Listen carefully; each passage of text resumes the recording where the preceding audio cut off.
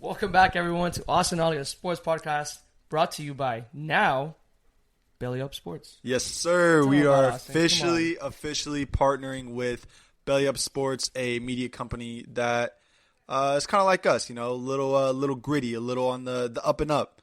So yeah, guys, we'll put all their social medias below. Towards the end of the episode, you guys will kind of hear a little bit of a spot about them. So yeah, guys, definitely check them out. They're rocking with us, so we're rocking with them. So you guys, we appreciate you guys checking us out. So we suggest, if you guys like our content, we have a lot of content over there that's really similar to us. So definitely go check us out. And speaking of our content, where can you find us at? Well, I think they did a damn good job last time. So They you did. guys can They watch did. us on YouTube. You guys crushed it last week. We had, 70? 70-something? Yeah, that's crazy for Round up, an hour baby. podcast of us just yapping about sports. Yeah, round up. On a daily basis. Lovely. So, yeah, YouTube, Austin Ollie Sports Podcast. You guys are doing amazing there.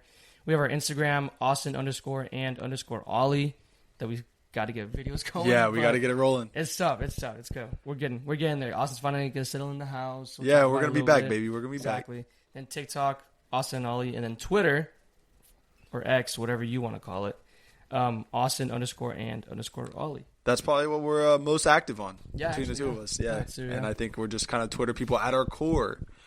I think that's all of the last stuff. We're obviously on all the podcast platforms, yes. iTunes, or Apple Podcasts, Spotify, Google Play, I think, Amazon, all that stuff. So make sure you guys give us a like on YouTube, subscribe on the podcast channels, give us a little review, a little 5-star action. Helps us out, gets us out to the public, which, we kind of want to build a little community. So it's fun. Let's get it rolling. And the YouTube, if you're watching us, make sure you drop a comment. Let us know that you're watching. And if we say some stuff, and you don't agree with us, let us know. We appreciate it. Yeah. Because we'll have a debate with you all day long. But I think that's all of the housekeeping news. Ollie, tell me about your weekend, baby. What'd you do? Man, it was tough. I'm not gonna lie. I sadly went into the armpit this weekend. Yeah, Houston. AKA Houston. If you guys don't know, Eric clearly didn't know what the armpit was. He goes, no one calls it that. That's tough. Yeah, because he's from Houston. It's the armpit of America. We Facts. looked it up. Of That's America, facts. not just Texas. Of America. Facts. So yeah, I went up there on Friday right after work. Got there. My friend was at the Ranger game, the only one that we won. So, that's we got there. It was at a bar. I got honked at literally as I stepped foot in Houston. So that was a welcome to Texas or welcome to Houston. I was rocking my Ranger stuff all weekend. As you should. Yeah, I went to the game on Saturday. Went to the golf store Saturday morning. We took way too long. They were there for like 2 hours. Oof. Yeah, we did some typical just looking around, not buying. Yeah, and I got my putter re-gripped. Okay, come on. We convinced now. Eric to get a putter because his putter. His putter is busted. His putter is busted. Remember. And he spent like $200 on a putter. I didn't think he was going to do it, but he did it. Went to the game, started off pretty well. We'll get into it if we have time. It was 2-0, and then they just kind of blew it out the water, and I was like, okay.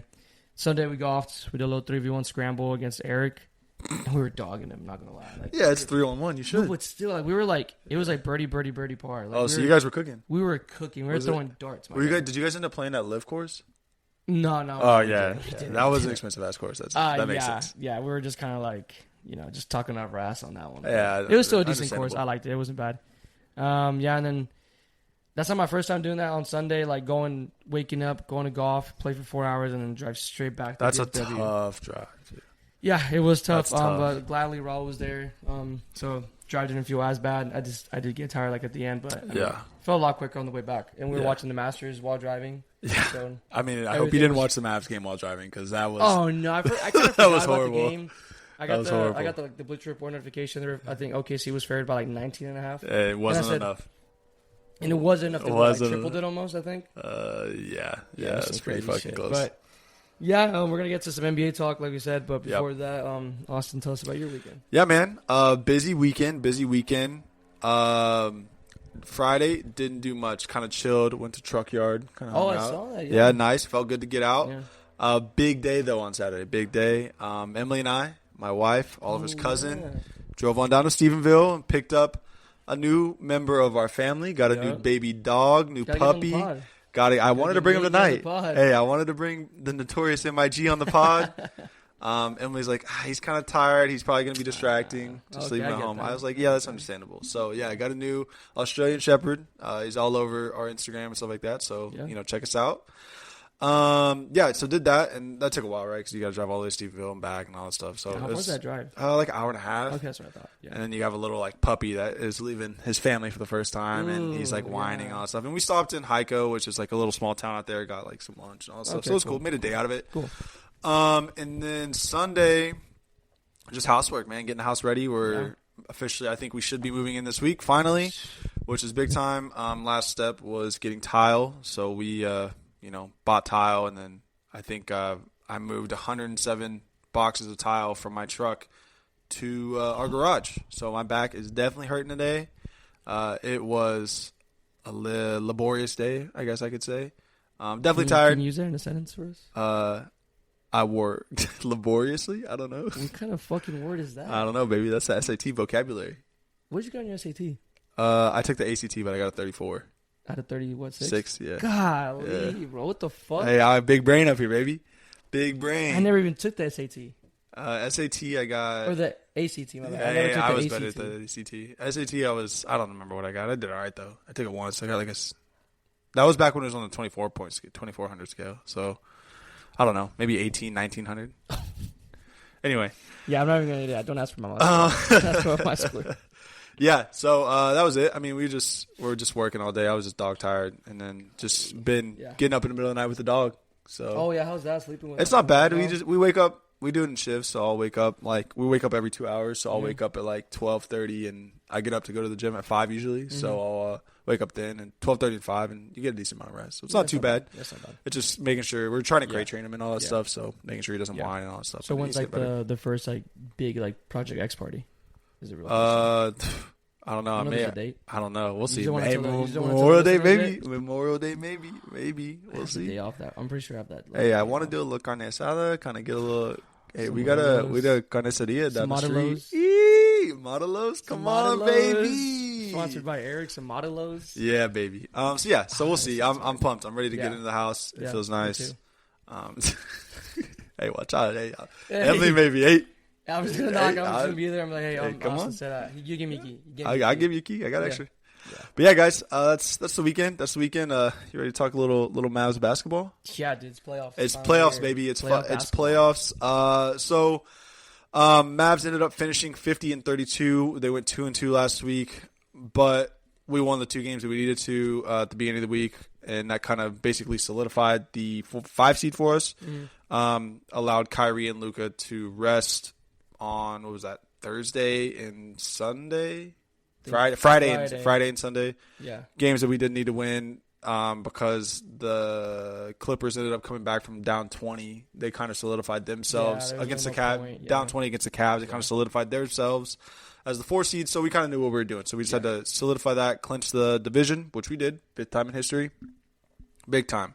I forgot there's divisions. Yeah, it's weird. It doesn't make any sense. So, yeah, we're locked in the 5 seed. Does that have anything to do with, like... I don't think it has nothing to do with like seating. Really, it's just there. It's just there. Yeah, it's just there. So nothing really crazy. For that? Yeah, we get a banner. Get a banner for that. It's not the only banner we're getting this year. I was about to say it's the second banner. Third banner we're getting this year. Yeah, my bad. But yeah, so really nothing crazy to talk about. I think from any of the games last week. I mean, yeah, because nothing crazy happened. It was more so just like playoff seeding. We did what we were supposed to. I mean, you won. We went on like crazy run to end the season. Yeah, it was fantastic. And you get those, what you said, 50 and 32. Yep. It's insane. And now it's just, man, the playoffs look insane. I'm not going to lie. I'm so like pumped. Those looking, I'm so pumped. From the I don't know about the East. I could probably, I mean, East is probably still competitive basketball, but like that West, like everything right there looks fucking insane. The West is crazy. Yeah. So before we jump into playoffs, we're going to talk a little Mavs, a little year in review. We're kind of going to run down player of the season, who we thought, surprise of the season, whether that's surprise player, surprise moment, surprise whatever, disappointment of the season, and then moment of the season if we have one. So Ollie, who's your player of the season? Let me know what you think. Should we be like unique and not pick Luka? Yeah, let's leave Luka out of this because that's MVP. Let's leave Luka out of it because I think that's too obvious. Right, that's obvious. We can all agree it's Luka, correct? Okay. Yeah.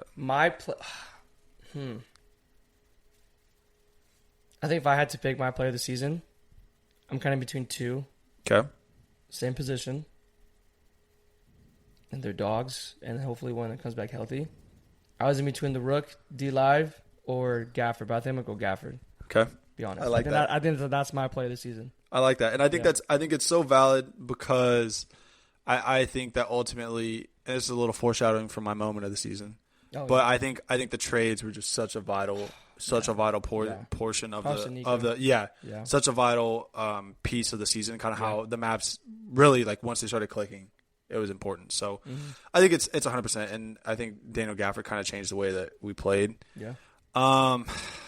Yeah, I was probably leaning towards Daniel Gafford as well, just because I think ultimately he is a little bit limited when it comes to the defensive side. He's not really great in space. I think Maxey is he's a better perimeter defender, and I want to say our best lineup consists of when we go small with Luka, Kai, PJ, Maxey, and I think Derek Jones Jr. I think is the 5, and that's our best net rating by far. But I guess I'll kind of go the same, right? I think Derek Lively started the change, and then when we saw what the possibilities were when we had a legitimate center that could play and was athletic and can, be a rim protector, can take that alley-oop threat, I think that Derek Lively was the guy that started it. Yeah. And as a rookie, man, like, he was so impressive. It's only up from here for him. Yeah, and so he's going to be a guy that's going to be super impressive. So I think overall, really, really loved it. Surprise of the season, if you don't mind, I'm going to go first. Yeah, and I think that the surprise of the season was the positive minutes that we got from Maxey Kleber. Yeah, I saw you really emphasize on that. Ever since he came back whenever he was healthy. So since he's been healthy, I think ultimately, like, going into the season, we kind of had concerns about our center depth, right? We only had Derek Lively, rookie. We had Maxey, who's power forward center, kind of. Yeah. And then you had Dwight Powell. No, and you didn't have that. Whatever you want to call him, he's not a center. Yes, it's not good. So ultimately, to kind of see, like, once he got healthy, he definitely kind of struggled towards the beginning of the year.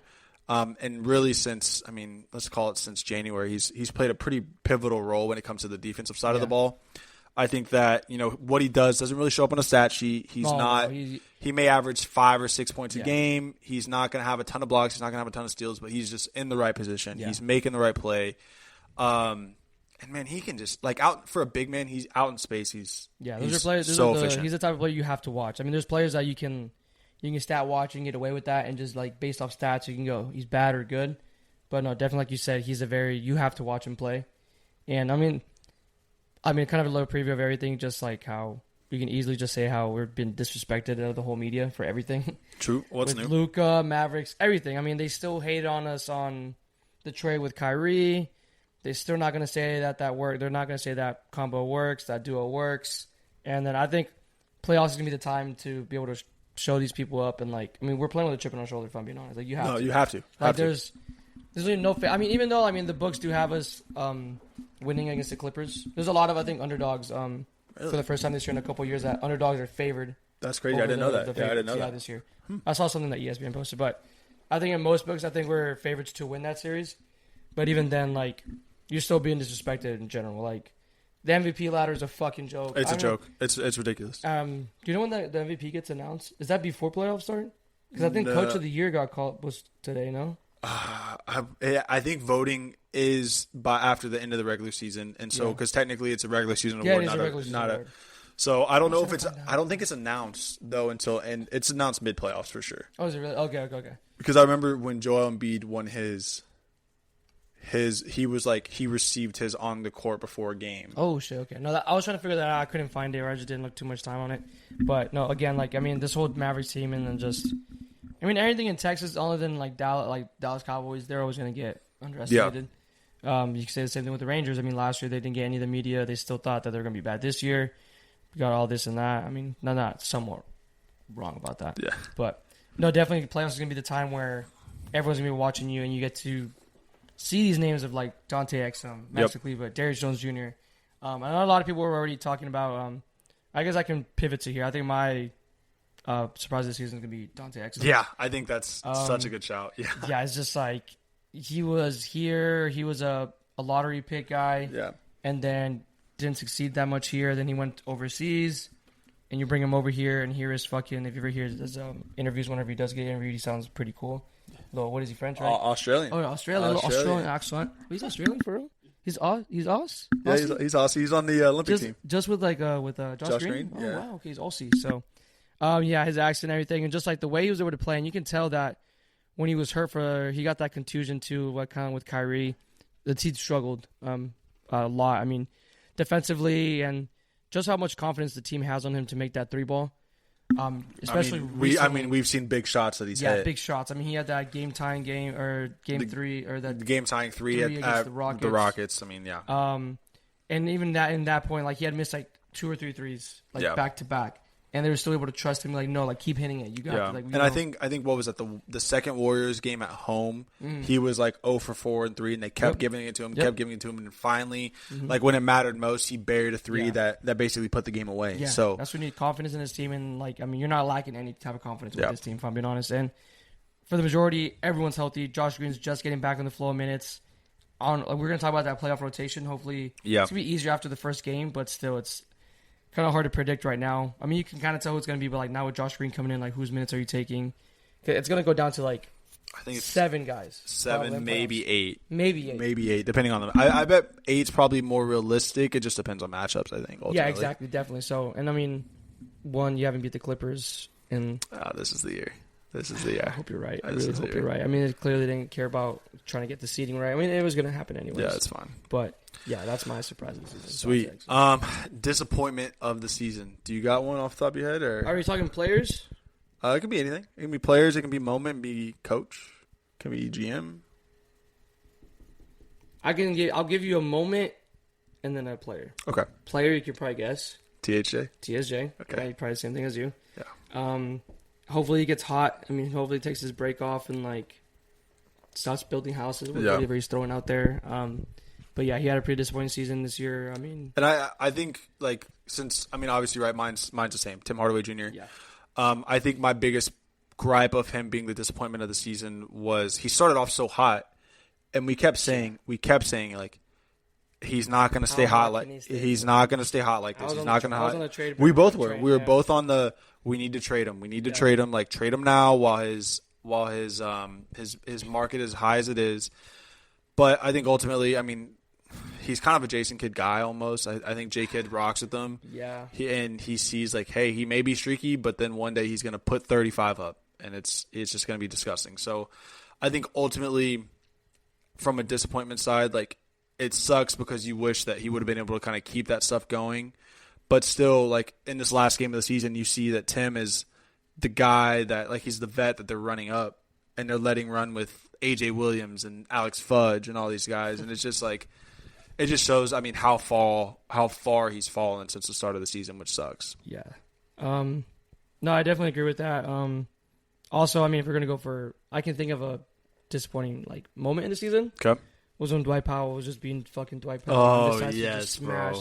Oh, my gosh, yeah. I mean, you don't know, I mean, the ceiling this team could have had if Kyrie, I mean, pray to. I mean, what, we only ended up, we were, 5 games behind the top 3 seeds? Yeah, I mean, I'm pretty sure a fully healthy Kyrie playing those games, I mean, there was nothing against him on that where he could have done better. No. Like, it was just like, I mean, a player fell on his fucking leg. Like, a useless player, no, I'm not going to say it, sorry. Yeah. A useless person on this team just lands on your guy just because he was trying to, like, punch the ball out of someone's hands. It was just ridiculous, yeah. And it was a meaningless game against Utah. Like, yeah, it just gives me, like, I'm pretty sure a 5-game swing definitely would have happened there with Kyrie being healthy.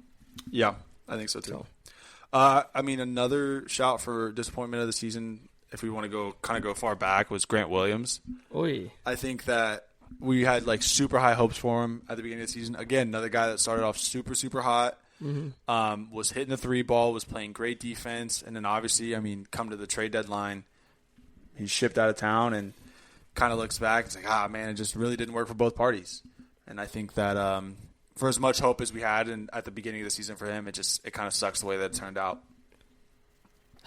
Yeah. I mean, and you were able to turn it around still. Yeah, which is important. And it was the same thing with Tim Hardaway. I mean, we're on the, like, hey, Grant Williams is, like, he's stroking that thing, you know? Yeah. He was doing really good. I don't know what he was doing. He was shooting threes. But him coming in out of shape and just all that, I was excited. I mean, I don't know how when you reacted when it first happened. I was pretty happy. Yeah, I was pumped. I was like, when I kept hearing rumors with Grant Williams, I was like, dude, we can do it. Yeah. But then I started to figure out, I was like, there's a reason why the Celtics weren't even playing him in playoff rotation. Yep. Like he was like the last guy, very last guy, and he also has like the famous I'm gonna make them both. We all know what happened with that, then props to Grant. I mean, I don't know if we mentioned the last podcast, but he right before the Mavs played them, it was all love for him. Yeah, it was like, absolutely. even after everything that kind of came out with Tim McMahon obviously trying to break this fucking team apart or whatever, and saying he was a really bad vibe killer and no one really liked him on the team, this and that. After all that, he could have easily just blown up and been fuck this team. Yeah, I really don't gotta say nothing, but he even props to having that professional relationship with the team and just being with the media and just saying, no, those are still my guys, even though I was with them for forever. Or not even forever, so-and-so games, whatever, the locker room for how many, couple months. Yeah. He was those are still my guys, this and that, so. Yeah, it was of the story that Michael Finley told about how, about how Luka busted his ass that day. He's like, oh, no, it wasn't a 26-6 run. It was a 32-6 run. And he was kind of leaning into it. So it kind of got him back in my good graces, I think, a little bit more on Yeah, once you leave the team, I'm not too about it, and that story came out afterwards, right? Yeah, it came out after. And I do think that story was kind of a little overblown. Yeah, 100%. I mean, because if you're an athlete, I could say I was one of those guys. Yeah. I was a shit talker. Oh yeah, 100%. With my teammates, I'm a shit talk. Prove me wrong. Yeah. When I would play goalie, when I was goalie in soccer, I'd be talking so much shit, and they score a banger on me, and I'm just like, yeah, hey. Yeah, couldn't do it. So I see that. If you're an athlete, if you've been in those practices before, you know how it gets. Yeah, facts. And I'm pretty sure maybe Luka was having a sluggish day at practice, and maybe Grant was pissing him off, and he was probably just wasn't doing anything, and he just kept pissing him off, and Luka was like, all right, I'm gonna bust your ass. Yeah, come on, I'm gonna do this. Yeah, exactly. No, so it works. Yeah, man. Last one is moment of the season. Do you have a specific moment? I don't know if it's recently biased, but or actually, I have two. Okay. That I can think of right now. Recently is obviously Kyrie's game winner against Denver. Yeah, that's a big moment. Jokic, that's a big moment. Off the dribble. I love that. Left-handed hook shot. And in my, honorable mention is that one game that Lob City came in and we had the most dunks ever. Was that the Jazz game? I think it was the Jazz. It was that's the game where that's honorable mention for sure, where we broke the franchise record for most dunks. Yeah. So, my first moment of the season, I have a honorable mention. I have a moment. So my honorable mention is right around the same time as you was the Chicago Bulls Mavs game. Mm-hmm. It was early February, right around when Daniel Gafford was basically going on that streak of consecutive makes, and I feel that was when the team started hitting their stride. Mm-hmm. And then right after that, the next game was the Lob City game and all that stuff, right? So I think that was kind of when this team started turning it around. I think ultimately that was a great moment for the team, and they jumped out to a massive lead and just kind of showed what they can do as a team. But ultimately, I feel a moment of the season for me starts February 5th. I had mentioned it last week. What changed? Kyrie coming back healthy. Yeah. And team they at that point, they go on a 7-game win streak. Midway into that 7-game win streak, make trades. Mm-hmm. Bring in Daniel Gafford, bring in P.J. Washington. And ultimately, the Mavs are just a completely different team from February 5th on. Yeah. Since February 5th, take out these last 2 games, which to me, they're garbage time. Yeah, obviously, yeah. But they were a top 2 team analytically in the NBA behind the Celtics. Yeah. Sometimes top 3 with the Timberwolves. So I think ultimately, and those are that's number 1 seed in the East, and then what's that? The number 3 seed in the West. So, teams that are just balling. So ultimately, I think Kyrie coming back healthy just completely changed the course of the team. Allowed Kyrie staying healthy changed it, and it's just a completely different team, and kind of makes it a lot of fun. So, and then last thing I wanted to do was kind of look back on our preseason predictions. I think I couldn't find exactly what we said, but I kind of remember what we said about the Mavs. Oh God, I forgot about that. And I want to say that we said that we wanted the Mavs to have home court and to win a playoff series. Okay, yeah, because this wasn't at the beginning of the season, or like it was kind of like midway, like before All-Star break, right? Yeah, like pretty early. It wasn't like preseason. No, correct. Yeah, okay. It was definitely before the turn of the year, so it was some point then. Okay, I do remember that. I think we said our ceiling was 4.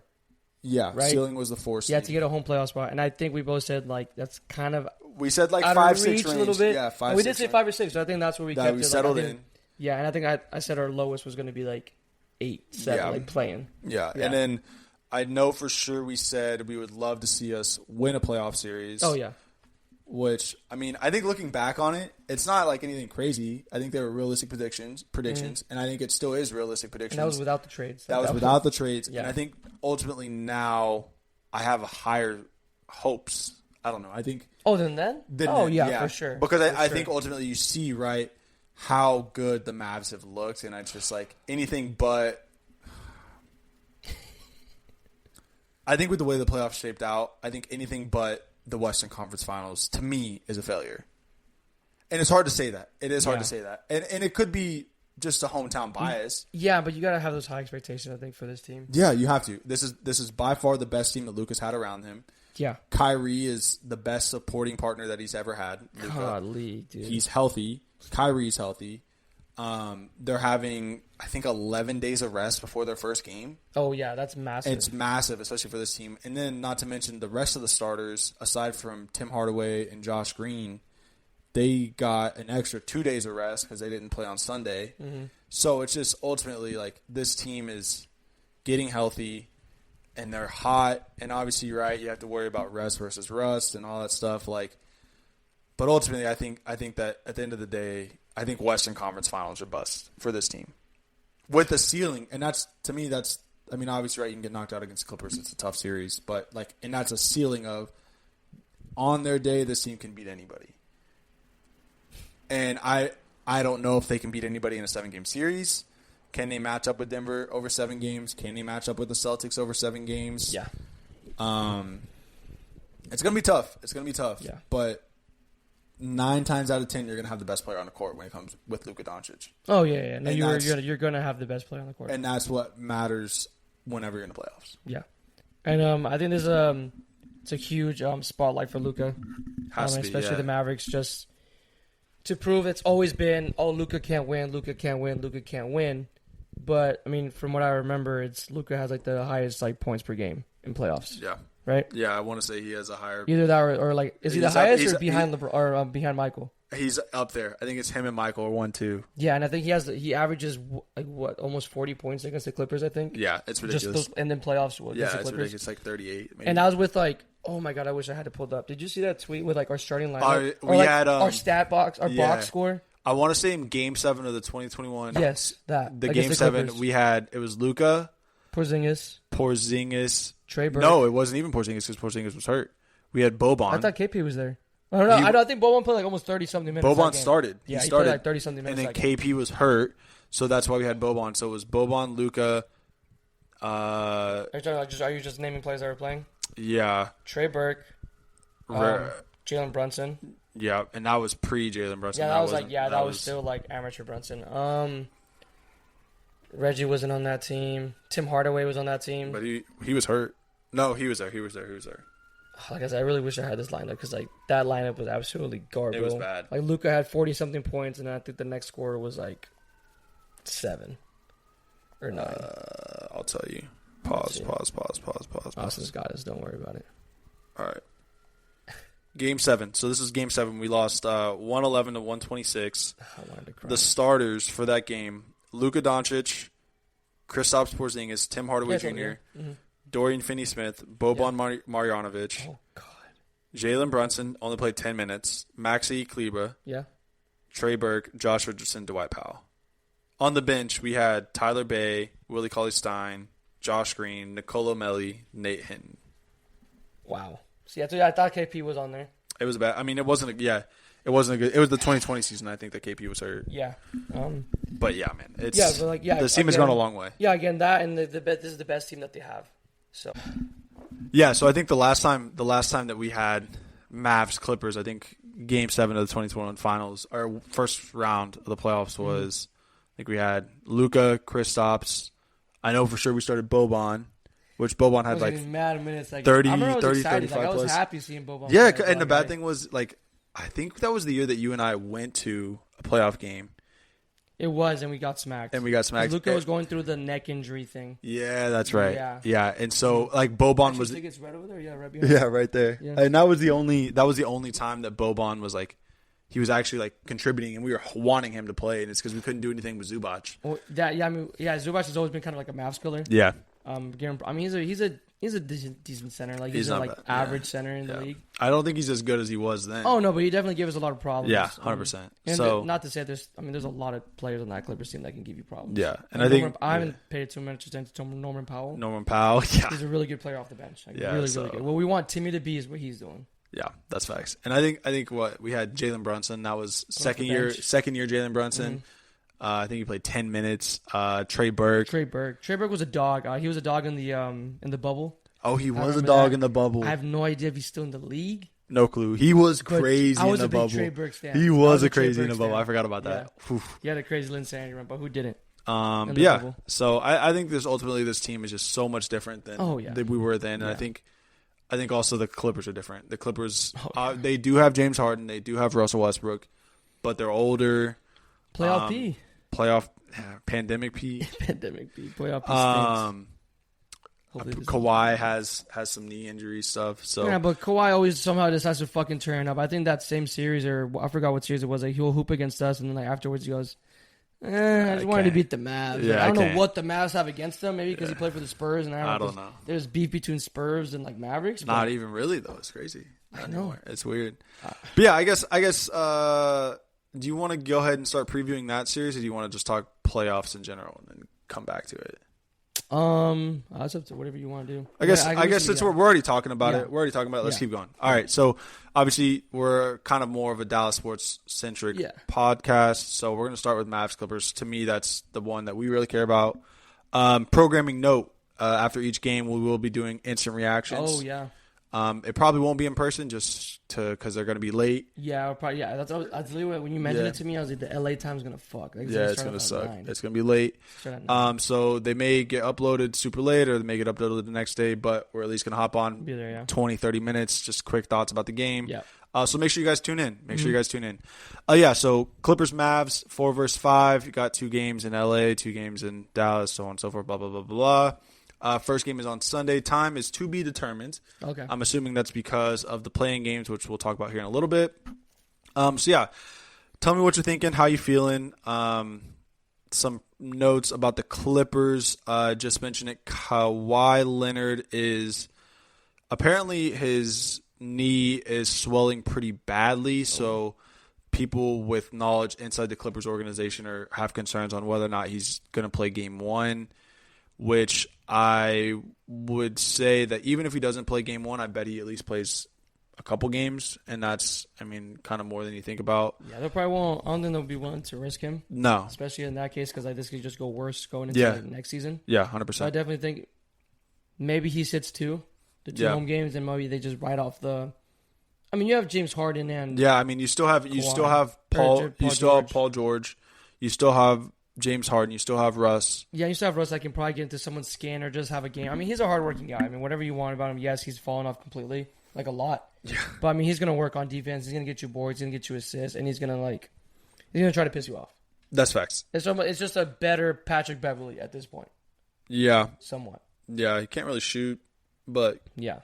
Can Pat Beverley? Can't forget about Trey Mann too. Or Terrence Mann. He had a game against us too, which was crazy. I know, and it feels like it's always against us. I don't know what it is, but guys just want to like I said, they're just training up against us. It's almost like the Cowboys are just I don't know. Yeah, it's sickening. And I think on the Mavs side, everybody is healthy with the exception of Derek Lively. Yeah, which I don't know. I haven't heard anything about that. No, I know it's like a right knee sprain or a knee sprain, so I know that they're trying to be careful with him. Hopefully, we don't have to worry about it, and we'll be fine without him.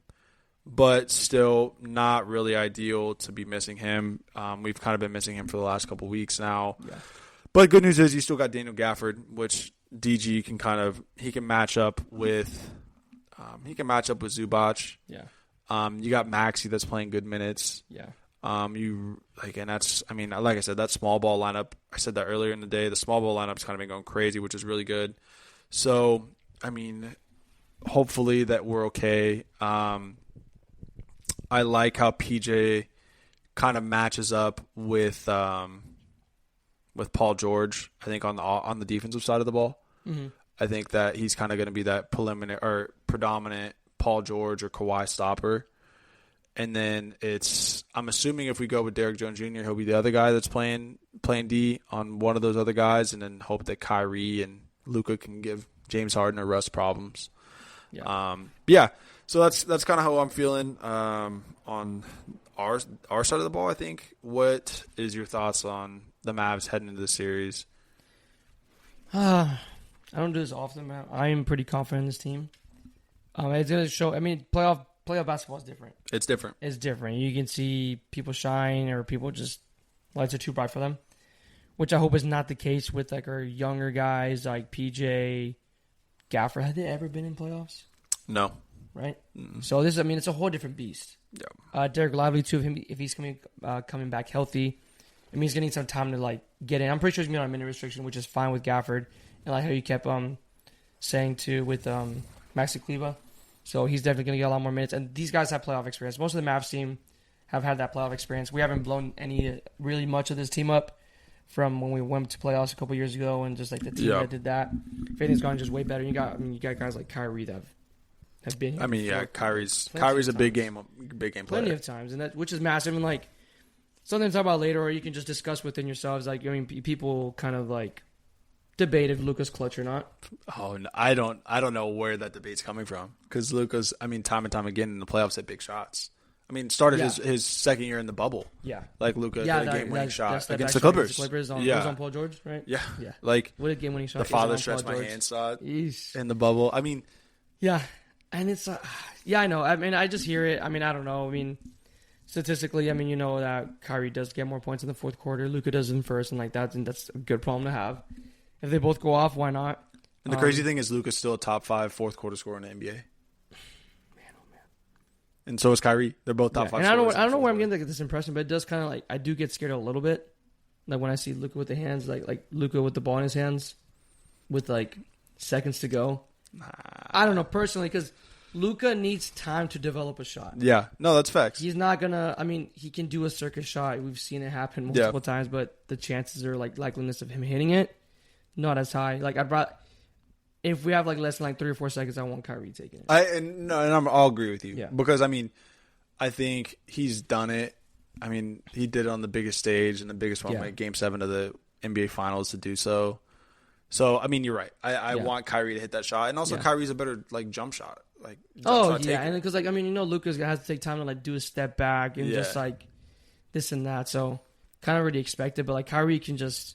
He's going to find a way to create a shot and get space. And I think ultimately what you have to think about is the good thing is that this team isn't a one, like, it doesn't just run through Luka anymore. Not anymore. It doesn't just run through Luka. It doesn't just run through Luka and Kyrie. Obviously, it is very top heavy with those two. Yeah. But, I mean, who says that Dante Exum can't give you 18 on a night? Tim Hardaway can give you 30. We've seen it. I'm not a Tim Hardaway guy, but he can give you 30. No, he can. PJ Washington's getting high. He's hitting, you know, nice 15 points a game with 2 big threes. Yeah, I would love that in the playoffs. Daniel Gafford's a matchup. I mean, I want to say he had the highest field goal percentage in the league, or he was up there. He was at least up there, yeah. So and Derek Lively had the most in the rookie season. Highest field goal percentage by a rookie. I mean, the team is a lot.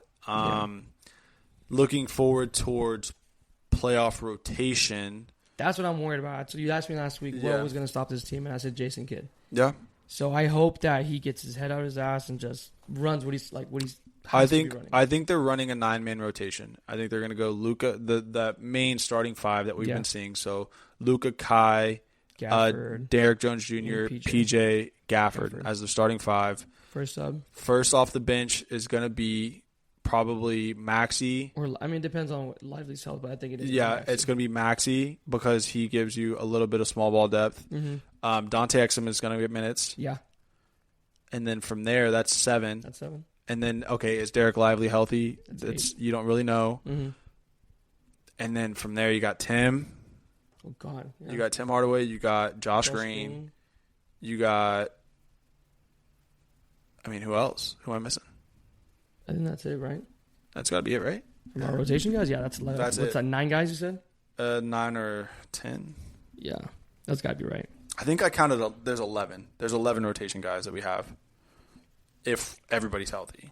If you want to throw Hardy in there, maybe. Yeah, Hardy's not going to get minutes. Yeah, no, so I think what you said is right. It's going to be, people that come off the bench, Hardaway, Maxey, and Dante Exum, and Josh Green. Yeah, because, the White Pal's not going to get minutes. No, he's not. No. AJ Lawson's, none of those guys are getting minutes. So it's like a 9. It's like a 9-man rotation. And that's a good 9. It's not because you're running 9 because oh God. No, you're running 9 because holy shit. And I think ultimately, whenever it gets down to crunch time, you're going to see a lineup of Luka, Kai, Dante Exum, PJ, and then either Daniel Gafford or Maxey or Derek Lively, depending on what the center matchup calls for. And I think you go in clutch time. I think you go with Dante Exum over Luka or over Derek Jones Jr. because that gives you a third ball handler. Yeah, that's so great. And somebody that has a jump shot, which Dante Exum does have. He can somewhat create his own shots sometimes. I see him hit some nice, some mid-rangers. Yeah, and he came into the league as a point guard too, so he can distribute, he can do all that, and it works. So I like that, and I think ultimately, getting to predictions, I got Mavs in 6. I was gonna go with Mavs in 6. I think Mavs in 6. I think that they're gonna steal one. I think they're gonna steal game 1. Yeah, especially if Kawhi's hurt. Yeah, I think Kawhi's out. You have that, and you kind of pressure on to get Kawhi back sooner. Yeah, so I think you take game 1, drop game 2. Kawhi comes back, take 3 and 4 at home, drop game 5, close at home in game 6. Wow, okay, that sounds nice. I like that idea. I could see it going 7. Yeah, me too. I could see it going 7. This is a tough matchup. I'm not saying I don't respect the Clippers and who they are, but I think ultimately I'm just a Mavs. At the end of the day, I'm a Mavs homer, right? Yep. I have a lot of faith in this Mavs team. They've been fucking on fire, and they're going to be great. So that's kind of what I'm thinking. I think Kawhi, and nobody's scoring more than 24 points a game, I think, on the Clippers. So, Kawhi leads the league, or leads the team with 24. Yeah, so, that's kind of what I got. Any other last minute things on Mavs before we kind of push the rest of the NBA? No, man. I'm excited. I'm pumped. I'm really pumped. Like I said, I've always been excited for playoff basketball, but I've always gone in with this might be a bad thing. I'm going in with some expectations, like you said. Yeah. Like I guess I had no expectations of Western Conference Finals the year we went. Yeah, no, 100%. No way how we did it. I don't know. And I think even when we got to the Western Conference Finals, it didn't feel like this was a team that could have won the championship. Oh, no. Especially when we came up against the Warriors. The gentleman sweep with the Warriors, obviously. So it just showed how far behind we were. Yeah. But, you got the experience. You were able to do it. And if you were to do it with that team you had, imagine, this team is, So, as it'll be my first time, definitely, with some expectations for my NBA 100%. team. 100%. So, it's exciting. Yeah. And then last thing, NBA, is we're going to go and talk a little bit of playoff preview. So just kind of running through the overall seeding of the NBA. So the Western Conference, and kind of a surprise, thanks to Wembanyama, the Oklahoma City Thunder secured the 1 seed, which we've kind of been saying, I think, a couple weeks ago when I talked about my ideal playoff scenario for the Mavs. Was anybody but the Denver Nuggets taking that 1 seed. Yeah. Which Oklahoma City ended up with the 1 seed, and I'd rather have Oklahoma City than Minnesota anyway. So I'm cool with that. I like it for a Mavs sake. Looking ahead, obviously 1 game at a time, 1 series at a time, but looking ahead, I would much rather have OKC in the second round than the Nuggets or than Minnesota. Yeah. Denver ends up with the 2 seed, and then Minnesota with a 3. Obviously Clippers, Mavs 4 and 5. Phoenix steals the 6 seed, which I think they were kind of toying around that 7, 8, 9 range, and then ultimately they go on a 3-game winning streak to end the season, which is great for them. They lock up that 6 seed. Pelicans end up at 7. They're playing the LA Lakers in the first playing game, who are the 8 seed, and then the Kings Warriors round up 9 and 10.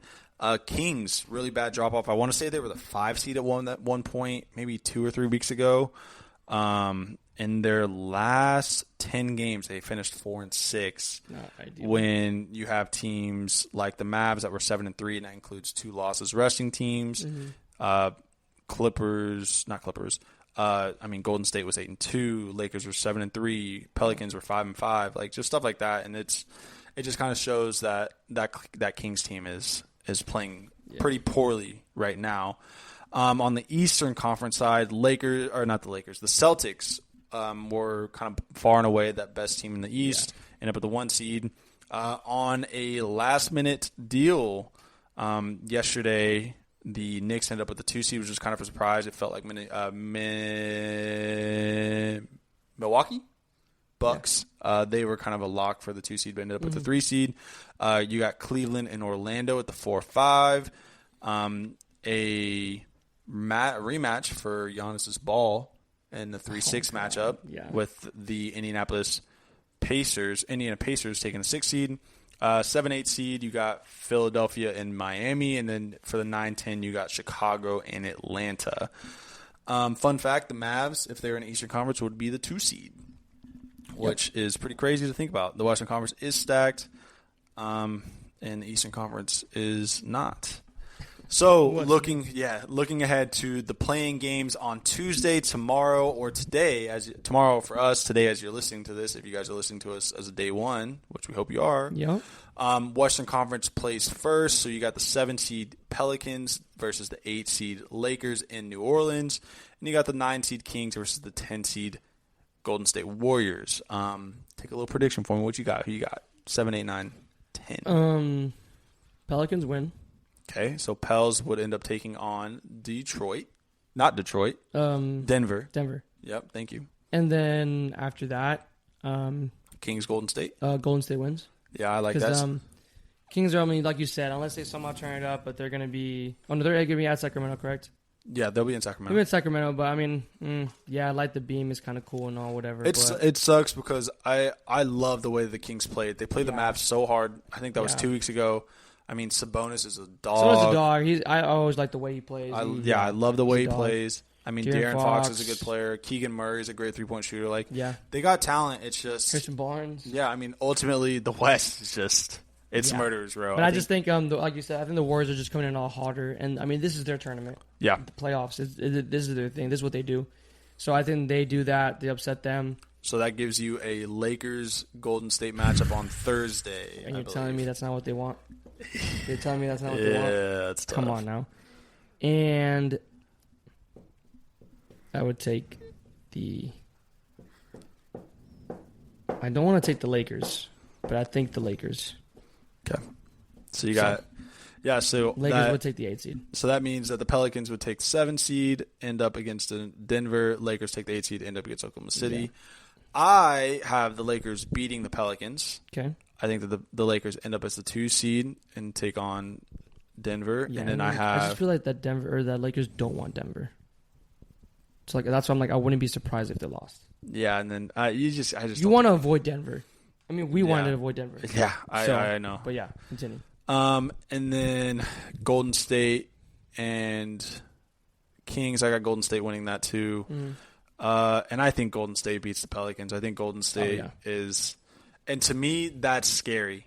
Golden State getting the 8 seed is scary as a Mavs fan because I think Golden State can beat the Thunder, and that would match up. I think any of the teams, like I said, even like the Lakers or the Warriors, would definitely put up a fight against OKC. Yeah, and I think that. It just I don't want to see OKC. I want to see OKC in the second round. I don't want to see anybody else, which is crazy to think about that you want to see the 1 seed, but it is what it is. Yeah. But yeah, so I got the Lakers ended up with the 7 seed, the Golden State Warriors ended up with the 8 seed. Yeah. Pelicans and Kings, they're fun teams. They've played well, but ultimately it's just they don't have the experience. I don't think they have the ability to do so. Yeah. Eastern Conference, you got 7 seed Philadelphia at 8 seed Miami. Joel Embiid's back. Yeah. He's playing well. I think he had 30 the other day. Oh, okay.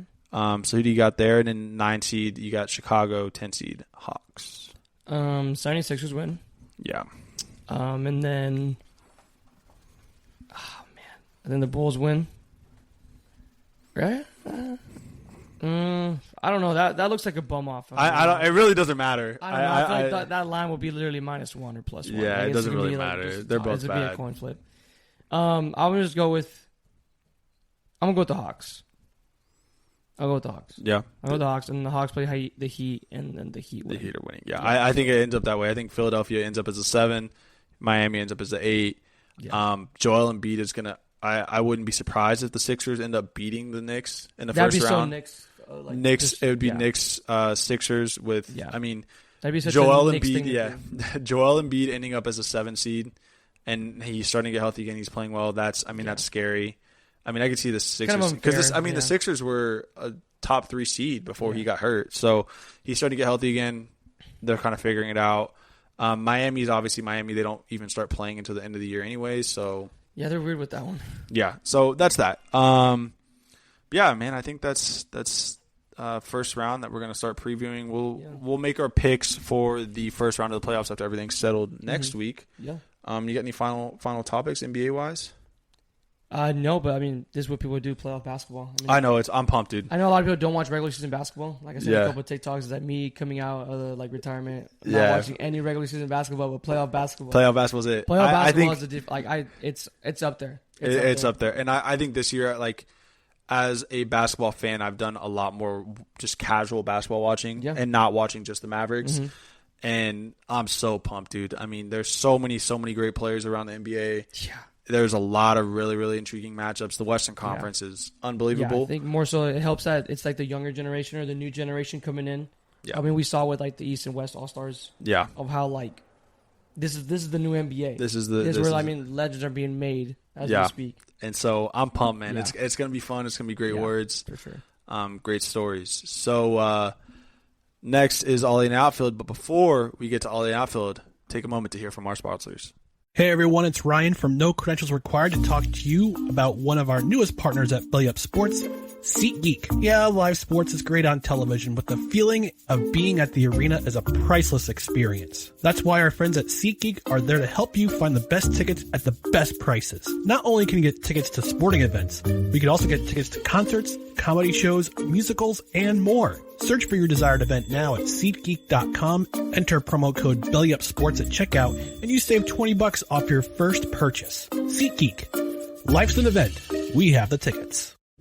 Thank you for our beautiful sponsors for that. Okay, love it. Guys? Yeah. So now, for all in the outfield, we're going to keep this short and sweet because clearly some our fans like NBA a lot. It's where it's popping off right now. Yeah, it's popping off right now. Yeah, baseball is still early. Still very early. I mean, you could be on the Rangers suck train for a little bit since you lost the series to the A's. And then you lost the series to the fucking Trash Throws. So, like... Hey, 1-0 win tonight, though. 1-0 win tonight. For the first time since 2021, I think they were saying, for a 1-0 win shutout.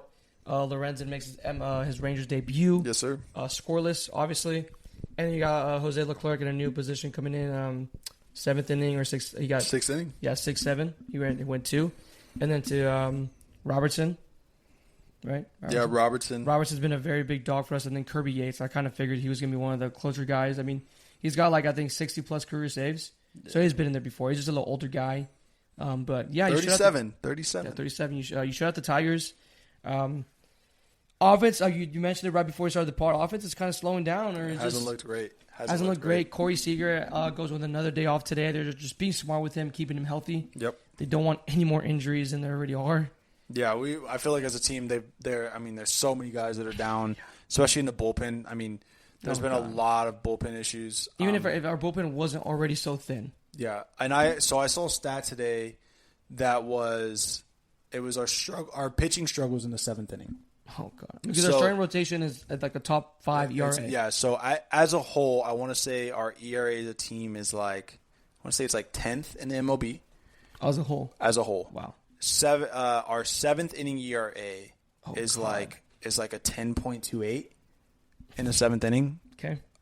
Which obviously is last. Yeah. You take out the 7th inning and you just go the ERA for the rest of the innings. Yeah. We're the 4th best ERA team in the MLB, and we're averaging. I think it's the ERA of 3.1 per game. Okay. So. Just 7th inning woes, man. What I'm hearing is we're just not going to play the 7th inning. We're just going to skip it. Yeah, I think we skip it. If any Ranger game is going to be just an 8-inning game. Yeah, Yeah, 8 right. inning game. You play 1 through 6, skip 7, go 8, 9. I'll even go. You know what I'll do? What'd you do? We'll go 9 inning game, 1 through 6, skip 7, go 8, 9, 10. I like 10 that. inning game. I like that. 10 Do inning you still game. do the zombie runner though if it's the 10th inning? Yeah, that's fine. Why not? Okay, cool. Why not? Let's make it fun. Even if you're winning, like, it doesn't matter. Like, if you're like, let's say I'm beating you, and like we're like, it's like 2-3 or 3-2, you're still gonna have a zombie runner. Why not? I don't think. That's my rules. I don't think Austin thought this through, guys. No, I didn't. I did not. No, but that's a crazy stat. Yeah, I did Yeah, it's not know crazy. that, but I'm not surprised. I mean, we saw. I mean, what's his name? Austin. What was his name? Austin Pruitt. Pruitt. Okay, that's what I thought. He was from the Woodlands, and then something this and that. Then gets thrown against the Astros and gets absolutely just slobber gained. Gets absolutely just fucking two-pieced. Yeah. It was insane. But once I knew he came in, that's when I knew Bochy was just. Yeah. Bochy was I'd never heard of that guy. I'd never heard of that I guy. only heard of it because we'll get to Brock Burke eventually because man, no, don't laugh at him. And I'm gonna laugh at him. No, I I'm can't gonna do laugh that. at him. Okay, but before we get to Rangers, just quickly other stuff. Angel Hernandez was the umpire this weekend for Horrible. the Rangers. It went viral, went everywhere. I mean, it's not the first time that Wyatt Langford has gotten screwed on strike calls, but Wyatt Langford struck out looking at 3 balls like They were way out. 2 or 3 feet outside the box.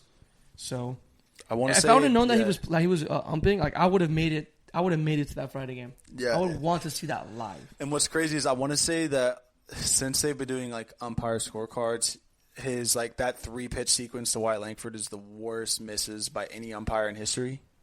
Yeah, So crazy. Yeah. And they were like averages of like 6-inch misses.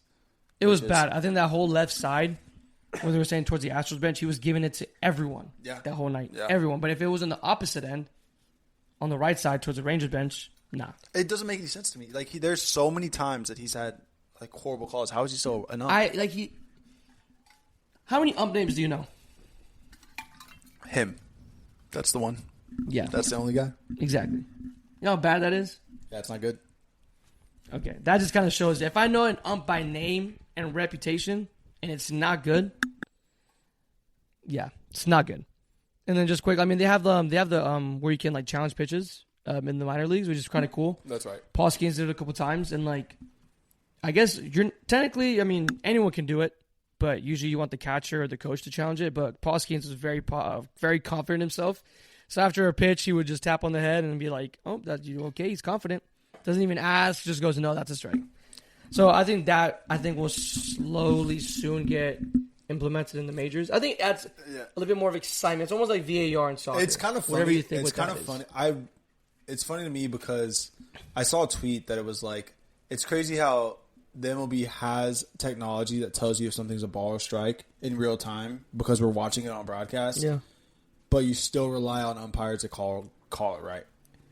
And it doesn't make any sense. I mean, I guess it's the theatrics of the sport. It's the history of the game. Yeah, I was like, I mean, I think that maybe is a little bit better idea. Maybe you just challenge it. You have like 3 challenges a game. yeah.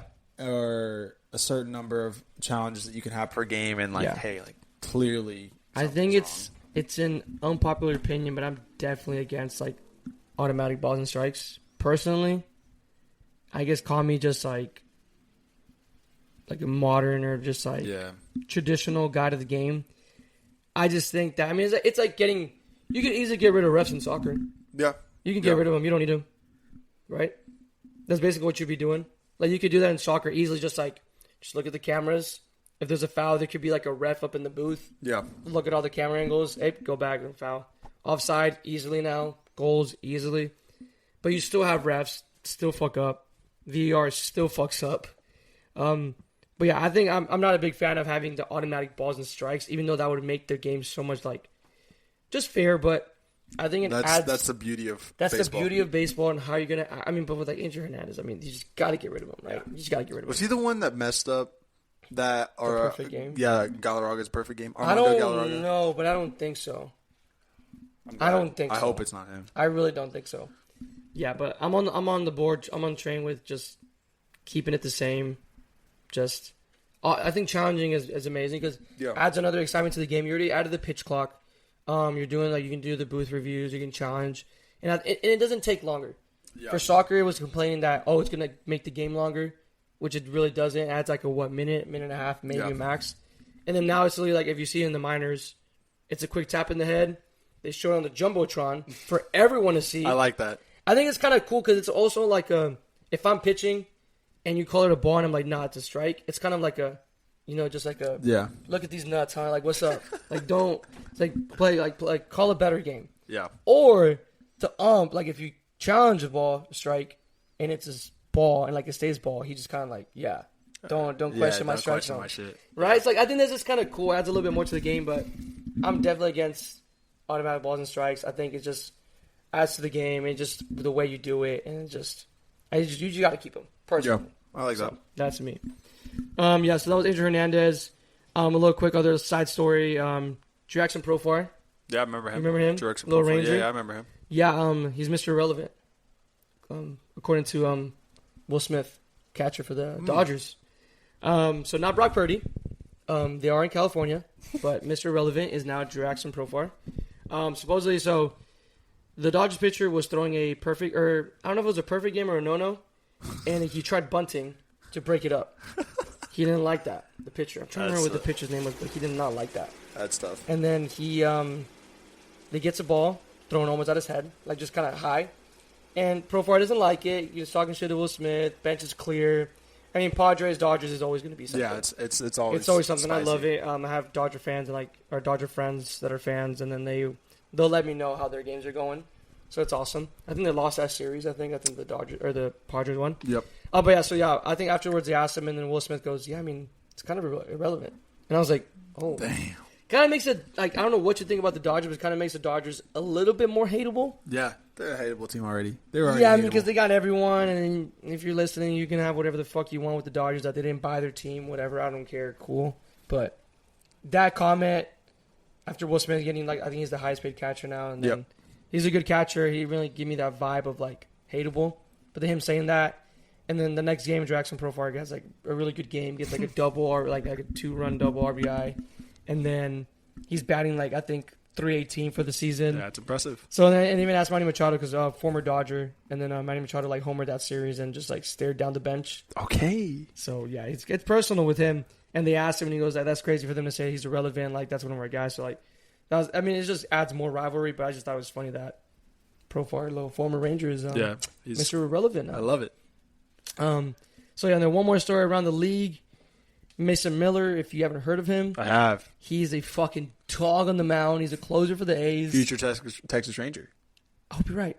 I'd give up so much for him. I'm not even lying. I'd give up so much for him. Because you don't develop a guy like that. No. That's a hidden gem. And they found one. In Oakland. They're about to play in AAA ballpark. Yeah. Crazy. So he's not going to be in many closing up. I mean, props to the A's. They've been playing some pretty good ball. They beat us in the series, yeah. They beat the Nationals in the series, back-to-back series wins for the first time in 5 years, I think. That's crazy. Wow. Yeah, to win back-to-back series. So, and you have Mason Miller, so kind of story on him. So he was actually a starter. I had no idea about this. He was a starter last year. He had 4 starts. He was at a 3.38 ERA. Pretty impressive, yeah. Pretty impressive. Minor UCL sprain came up, which is kind of the recurring theme that's going on right now, too, with pitchers that are throwing really hard. Yeah, high velocity. I mean, bro, he's throwing 104, 105. Yeah. So, I think after that, he came back a little bit after September, and they said that he's going to be out of the pen, just to kind of ease it up on him. And I think after that, it's just you know what, we're just going to keep him in the pen. Yeah. He's able to imagine a guy that can just control 104, 105 and have a wicked slider. Yeah, crazy. He's absolutely been insane. What's that? So he struck out 14 out of the 26 batters. Yeah, it's impressive. What's that math, Austin? Mr. Math guy. It's like what 50, 53, 54%? 54%. He's striking out the batters that he's faced. For real? I mean, I don't know. I'm just taking your word for it. Mr. 34 ACT. 53.8. I'm him. I'm him. Big brain. I was testing him, and clearly he got it. But in his last 3 outings, he struck out 7 of the 9 opponents without allowing a base runner. That's unreal. Topping out 104 with his fastball. That's unreal. Jeez. So that's Mason Miller. He will be in a Rangers uniform. On a contender. No, he won't. They won't trade him within the division. That's what I'm thinking. I don't know if they will. I don't know how it is with that with baseball trading him within the division, which I kind of say it's kind of shunned upon. Yeah. So I don't think it'll happen. But I think if you give him an offer, they can't refuse. I mean, because Oakland. I mean, well, the bad thing is, who do you give up? If you're rebuilding, but if you're Oakland, if you're rebuilding, you're not looking for pitchers right now. Your pitcher's your last worry. That's true. Look at the Rangers. Yeah, it's true. We we tried a little bit with it, like Corey Kluber, kind of. Yeah. But you went and got your middle infield. Marcus Semien, Corey Seager. Runners-up MVPs. Who do we give up then? I'm trying to think of who would you give up? Yeah, who could we give up? Give up Foscue. I was like Foscue. Foscue's up there. Foscue. It'd be a lot of Nathaniel Lowe. That's another thing to talk about. I mean, Nathaniel Lowe is close to coming back. It's gonna be interesting what to do with Jared Walsh. Yeah. I think once Nathaniel Lowe comes back, it's his job. That's his first base job. Nathaniel Lowe's been raking though, and he's just got his first start again in Rough Riders. First goal against Verlander. Verlander was there, and he got absolutely rocked on Friday night. Yep, love it. So he got a homer at the end of that game. Yeah. And I don't know what his actual stat line was, but I'm pretty sure he got, 3 or 4 hits? Yeah, something crazy. So clearly he's still there. He's that silver slugger that got it last year. Or no, the year before, and then Golden Glove this past year. So I'm really interested in what you do. If you're getting Mason Miller, I'm willing to give up Nathaniel Lowe. Damn. That's crazy. Yeah, that's crazy. Because, this offense is still so... you can just easily slot anyone in. You just need, the pitching. You need the pitching. You need the pitching. That's what you need. You don't need a first baseman right now. Jared Walsh has been an absolute tear right now. He's doing really good defensively. And he's doing the job on first base. And you have guys that can deputize if you really need it. Yeah, exactly. If you really need it. So, if he's going to be a Ranger, I'm willing to give up Nathaniel. Yeah. And I wouldn't be surprised if he is one of the guys that's being dealt. Because I don't think Jared Walsh has too high a value right now. Yeah, that's fair. I think they're going to try Jared Walsh first, but it might be Nathaniel Lowe. Yeah, I can see it. So that'll be a talk towards the end. But yeah, I'm hoping that Mason Miller is a Texas Ranger. That'd be nice. All right, so now transition to Texas Rangers. There were 3 and 4 since the last pod. Not the best. Jose blows a 1-run lead. He loses the closing spot because Boch said, enough of that shit. Lose a series to the A's and Astros. From last week, this was before today's game. Adolis is batting .417 within the last week. So he's dogging it up. Langford .318. Our boy Jay Smith. FJS. FJS. If you guys know what that means, if you know, you know. If you know, you know. Eek. He's batting .304 for us. Sick. How does that make you feel? Sick to my stomach. And the MVP chance. How does that make you feel? I was within 1 foot of him, and I think I wanted to sock him. See? Yeah. For personal reasons. FJS, guys. Great ball player. He's a great ball player. He's insane. Player. He was nothing like this last year. He changed a lot of his batting stance. He did everything. Yeah. He's very good defensively too. He was that short today for Corey. Made some very good plays. Yeah, he's been hooping. And then OPS in the last week, Evan Carter 1.012. He's back. Adolis at 1,000 or 1.000, and Heim at 919. And you know what? That was a big deal because Jonah Heim started off so cold, I feel like. Yeah, and kind of with Seager, too. You could say Seager is kind of on a slow start, even though he's getting hits, but I think he has, 1 homer? Yeah. He's getting slow there, but, he missed all of spring season. Yeah. And Jonah Heim kind of did, too. So this is technically their spring training. That's true, yeah. So they're, still getting the pitches recognition and getting back to the swinging thing. So I'm not really worried about them. I think we said it last week. I think you got it. Once you get, we said it with Jose. We said if you're not 30 games in, when you're 30 games into the season, then you kind of start realizing if you have a problem. Yeah, I think that's after the first month of the season, you can start looking at guys and go, okay. It's still way too early. Like we said, ERAs bump up and go down pretty fast for right now. But yeah, I agree. New Year's, same problem. Pitching. And you mentioned that pitching has been horrendous. Other than the starters, same thing as last year. Starters could get you to they could get you 5-6 innings, but once you get to that 7, 8, 9, it was just it's not looking good. But it looks better now. As of now, our 7th inning, we have a 0 ERA, 8th 0 ERA, and 9th 0 ERA. Okay. So maybe they figured it out with Jose coming in the 7th, and then Robertson, and then Kirby Yates. Yep. And then we got some new guys in the pen now, too, with Cole Winn making his MLB debut. Looked good, too. He looked good against the Astros. I was going to look up who he faced. I was like, it was in a bad spot, and it was still somewhat competitive. But was it 8-2 at that point, I think? Yeah. But still, the Astros are still trying to pile on some more runs. And he went out there and got a shutout inning for his part. Didn't give up any runs or any earned runs. He makes the MLB debut. He was originally a starter. I remember because it was the Cole is what we called him, Cole Reagans. And Cole Winn. It hurts to say Cole Reagan's name. That's tough. Lie. He wasn't developing though. Yeah, it was just crazy. He wasn't going to do it here. Who knows? We probably don't win that World Series if he stays here. For being honest, I don't know. You don't have Chapman. Chapman did whatever you want to say with his stuff. I mean, he did blow some games, but you don't win that World Series without him. He was 15th overall pick in 2018. He's 24 years old. He started off with a 2.41 ERA to start off his AA, AAA season. Wow. Like he was piling it on, but then after that, he was like in the high sixes. Jeez. And then they decided to throw him in the pen. Even worse. He was like high sevens. Yeah, exactly. So he struggled a lot, and then they moved into the pen, like I said, in 2023, and was a top 100 prospect at some point. Yeah. So once I saw the Cole Winn thing, I'm not gonna lie, I did kind of forget about him a little bit. Yeah, I did too. So I was kind of surprised that he's the guy, but I think he's always been on the 40-man roster. Yeah. And then he came in to replace Brock Burke. I can say he's my guy. You know, you won't own up to saying that. I'm not going to own up your guy. But Brock Burke was my guy because he was there in the dog days. The dog days. He was there, and he had a year in it, and it hurts me even more that it showed that he was frustrated because they put him in a meaningless, or they put him in a game where we were up by what, 9? Yeah. 12-3?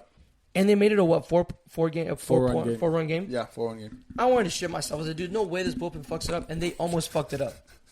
You know what fucked it up? Yerry Rodriguez. I don't think he's ever gotten a clean inning.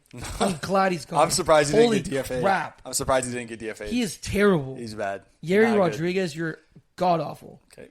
Yeah, when I went to my first game at the Ranger Stadium, you know how they go and show like a montage? It was the same pitch. It was one strikeout from like, I don't know what year it was, but it was just that slower motion because they get like 3 minutes to warm up. They had no other highlights of him. That's tough. Keep pissing. So he's gone. Good. But yeah, so Brock Burke, his frustrations let out clearly it's funny. They put him in the game and he gives it that homer to the Tucker and then comes out that he breaks his hand.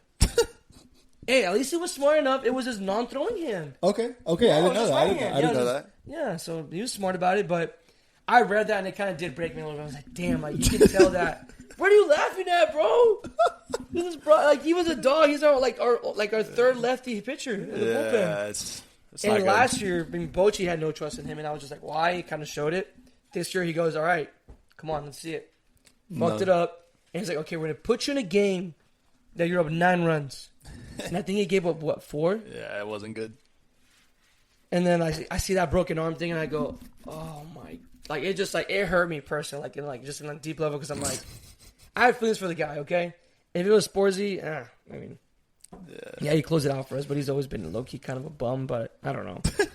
But Brock Burke, he's just always had a special heart and just a special part of my heart. And then seeing him struggle and it getting to him, like we talked about the mentality of a pitcher. Yeah. And he obviously couldn't handle it and like, damn. Yeah. So. Sad day. And another one, my boy, Cody Bradford. Yeah. I saw him in the game. He signed my hat. What a guy. And then he just decides to get his back blown out. He seemed fine. By who? Well, okay, I don't kiss and tell. But, no. He looked fine. But I don't know what happened literally right after the game. Yeah. I want to say that they said it was just some back soreness. Wasn't anything crazy. Yeah. I know we're playing 17 games in 17 days, so... Yeah. I want to say it was just Bochy, just like, hey, no reason to take a rush. We got Lorenzen coming back, which, to hit on that, Lorenzen made his first start tonight. Mm-hmm. Last night, whatever you listened to. Yeah, 5 innings, got the win. Yeah, he looked really good. He got at some really sticky situations. I think twice bases loaded. Got a strikeout and some ground outs that were very good double plays by your boy Jay Smith. Yeah, so it helps. I mean, I think we were going to go to 6-man rotation before he got hurt, but now we're just going to stick with the 5. Yeah. We got some other guys that are kind of struggling, but it feels good to have Lorenzen back. Heaney still hasn't gotten that one start that like shows the Heaney. It's kind of been struggling a little bit. He I think did only give up like 2 runs in that game, but he only won like 4 or 5 innings. Yeah. Walks have been an issue. He said he just hasn't again been able to get in the groove of stuff, but it's now or never. Like you got to figure it out. Figure stuff out. Urania was doing really good for us for a little bit. He did get lit up. He got lit up yesterday, Sunday, right? Sunday, or he got lit up Saturday too, I think. Yeah. With the Astros. But I mean, Jake Latz. He's looked good. Yeah, Jake Latz. He still hasn't given up any runs yet, so knock on wood. But looking pretty good. Yeah, hoping to and then kind of looking down to AAA. Jack Ladder. That boy's been cooking. I think he's knocking on that door, and like the way this bullpen is going. I don't see why not. I want to say that there's been rumors that this week he might get the call. That's crazy. As a spot start. That would be insane. Spot start. Talking about the 6-man rotation, if you're able to run that, that is nice. So valuable. Oh, man. It's just valuable as in, can you have 6 guys go at least, I'm going to say 5 innings? Yeah. I mean, which is kind of a lot to ask for a guy to get 5 innings every time. But it's valuable. I mean, and just for the health factor. Yeah. You want because you can kind of be scared about Uvalde. He went down last year for a long time. Yeah. And Scherzer still might be. Scherzer looked like he's like, I want to play now. If it was up to him, he'd probably be pitching tomorrow. He looked fucking good. Yeah, he's throwing pens in Detroit where he started. Yep. So we're getting back to full strength. But if you can get to that 6-man rotation, that makes you dangerous. Yeah. That makes you dangerous just in the health factor in general. Like we already talked about it, that they're going to get hurt. Players are going to get hurt, especially starting pitchers. It just happens. And it happened to us very early. Josh Young has gone down. All of our guys, pitchers, Cody Bradford. Who else? I feel like I'm missing someone else. Nathaniel Lowe's hurt. Oh, Nathaniel Lowe, obviously preseason. Obviously Seager's been hurt. You've had guys. Yeah. You've had guys that have been hurt. Yeah, but exactly. But just again, 6-man rotation is so valuable. Yeah. So if we can able to run that, and maybe Jack Ladder, you heard it here first. Come on, baby. Make that call. That man is he's coming. He's coming. Excuse me? Whoa! Pause. No, I was all Austin, but go ahead. But yeah, guys, I think that's it. A little bit of a long one today for you. A little yap sesh.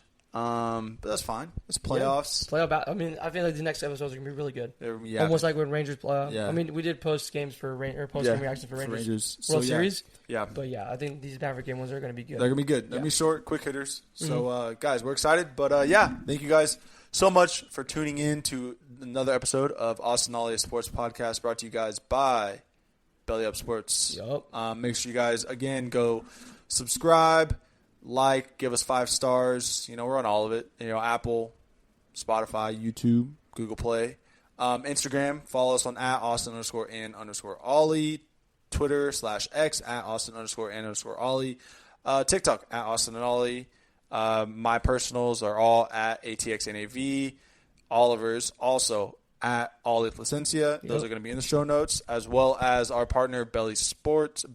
They're going to be in the description as well. So give them a check them out. They're great people.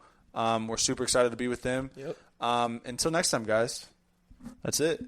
Go Rangers, go Mavs. We'll see you next week. Goodbye. Thank you for listening to this Belly Up Sports Podcast Network product. Some said we go belly up, so we made it our name, and we're still here.